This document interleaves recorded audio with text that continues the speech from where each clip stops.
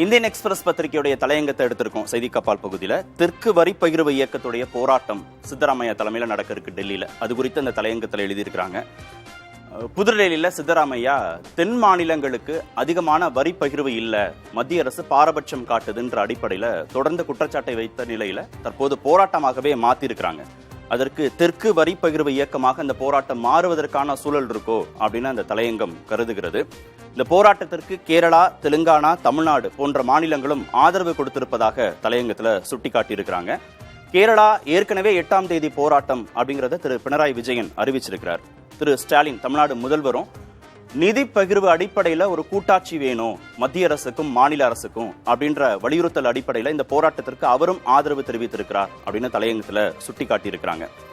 கர்நாடக மாநிலத்தை பொறுத்த வரைக்கும் கடந்த 4 ஆண்டுகள்ல வரி பகிர்வு 4.71% 3.64% குறைந்திருப்பதாக சித்தராமையா குற்றச்சாட்டு வச்சிருக்கிறாரு. இது கர்நாடக மாநில மக்களுடைய உரிமைகளை, வளர்ச்சியை கடுமையா பாதிக்குது அப்படின்னு சித்தராமையா கருதுவதாக தலையங்கம் சுட்டிக்காட்டியிருக்கு. தென் மாநிலங்கள் அதிகமான வரி கொடுக்கறாங்க, ஆனா திரும்ப கிடைக்கிறது மத்திய அரசிலிருந்து மிக குறைவா இருக்கு அப்படிங்கறதா தென் மாநிலங்களின் குற்றச்சாட்டா இருக்குன்னு தலையங்கத்தில் சுட்டிக்காட்டப்பட்டிருக்கு. பெறுவது அதிகம் தென் மாநிலங்களிலிருந்து, ஆனா மத்திய அரசு கொடுப்பதோ குறைவு அப்படிங்கிறது அவர்கள் தரப்பு வாதமா இருக்கு.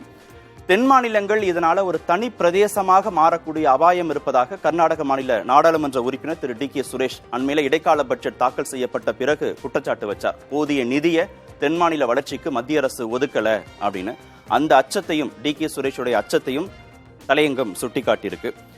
என்ன குற்றச்சாட்டு வைக்கிறாங்க தென் மாநில முதல்வர்கள்னா, மத்திய அரசு இந்த மாதிரி பாகுபாடு காட்டுறதுனால போதுமான அளவுக்கான நலத்திட்டங்கள்ல எங்களால முதலீடு செய்ய முடியல, அதனால பெரிய அளவிலான நலத்திட்டங்கள்ல தேக்க நிலை ஏற்படுது அப்படிங்கிறது தென் மாநில முதல்வர்களின் குற்றச்சாட்டா இருக்கு அப்படிங்கிறதும் தலையங்கத்துடைய முக்கிய சாராம்சம். ஆனா தென் மாநில குற்றச்சாட்டுகளுக்கு மத்திய நிதி அமைச்சர் திருமிகு நிர்மலா சீதாராமன் சொன்ன பதிலையும் தலையங்கத்துல சொட்டியிருக்காங்க. என்னன்னா, நிதி ஆணையம் என்னெல்லாம் பரிந்துரை செய்தோ அந்த அடிப்படையில தான் நாங்க தென் மாநிலங்களுக்கு நிதி பகிர்வை கொடுக்கிறோம். ஆனா கர்நாடக மாநிலம் கொடுக்கிற நிதியை சரியா மேனேஜ் பண்றது இல்ல அப்படின்ற குற்றச்சாட்டை நிர்மலா சீதாராமன் வச்சிருக்கிறாங்க.